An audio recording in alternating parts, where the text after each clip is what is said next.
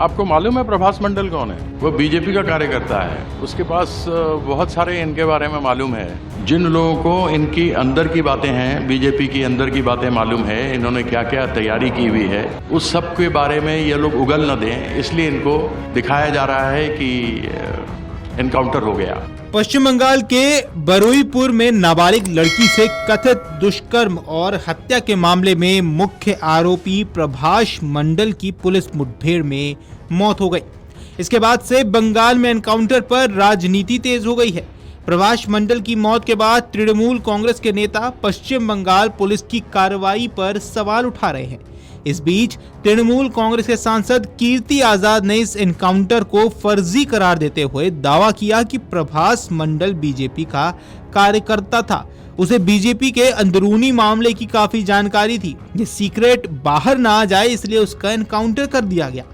इसके साथ ही उन्होंने सवाल किया, पुलिस की कस्टडी में कैसे एनकाउंटर हो गया? पुलिस ने तो उसे पकड़ा होगा ना। जिस तरह से यूपी में सब कुछ छिपाया जा रहा है या मार दिया जा रहा है। सुनिए कीर्ति आजाद ने आगे क्या कुछ कहा। आपको मालूम है प्रभास मंडल कौन है? वो बीजेपी का कार्यकर्ता है। उसके पास बहुत सारे इनके बारे में मालूम है और यूपी की तरह कार्यक्रम यहाँ भी चालू हो गया।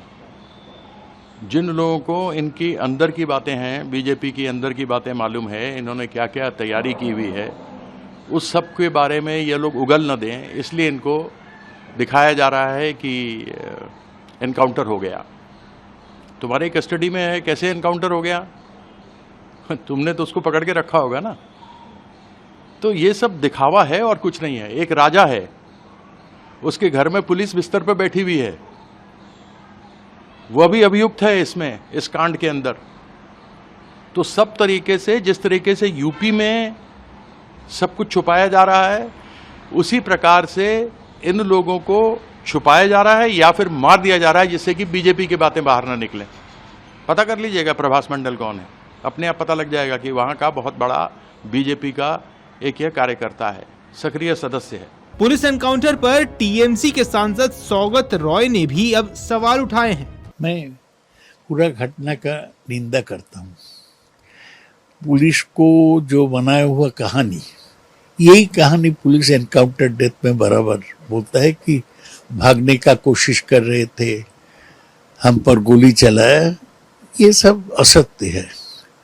सत्य यह है कि यहाँ का पुलिस एनकाउंटर किलिंग शुरू किया है, जैसे उत्तर प्रदेश में बराबर से होता था, ये पश्चिम बंगाल में हुआ। हम चाहते हैं कि इसके बारे में पूरा तथ्य जनता के सामने आए और पुलिसकर्मी के ऊपर कठोर से कठोर सजा दिया जाए। पुलिस के मुताबिक प्रभास मंडल को मंगलवार देर रात दक्षिण 24 परगना के सूर्यपुर इलाके में अपराध स्थल का पुनर्निर्माण कराने ले जाया जा रहा था। इसी दौरान उसने कथित तौर पर एक पुलिसकर्मी की सर्विस पिस्तौल छीनी और पुलिस टीम पर एक राउंड फायरिंग करते हुए भागने की कोशिश की।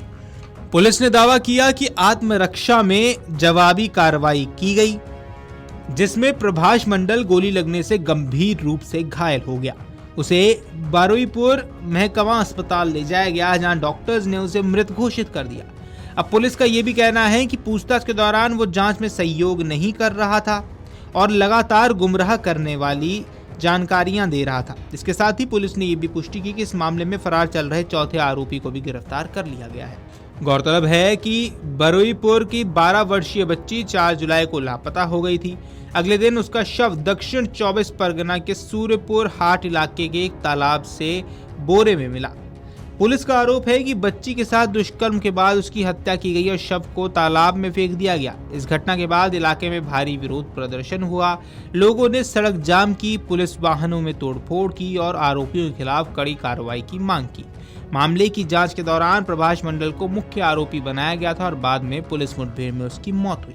अब इस पूरे घटनाक्रम को लेकर कानून व्यवस्था, पुलिस कार्रवाई और न्यायिक प्रक्रिया पर बहस तेज हो गई है। अगर आप ये वीडियो YouTube पर देख रहे हैं तो हमारे चैनल को सब्सक्राइब कर बेल आइकन दबाएं और Facebook पर देख रहे हैं तो हमारे पेज को लाइक करें। अगर आप ये वीडियो YouTube पर देख रहे हैं तो हमारे चैनल को सब्सक्राइब कर बेल आइकन दबाएं और Facebook पर देख रहे हैं तो हमारे पेज को लाइक करें।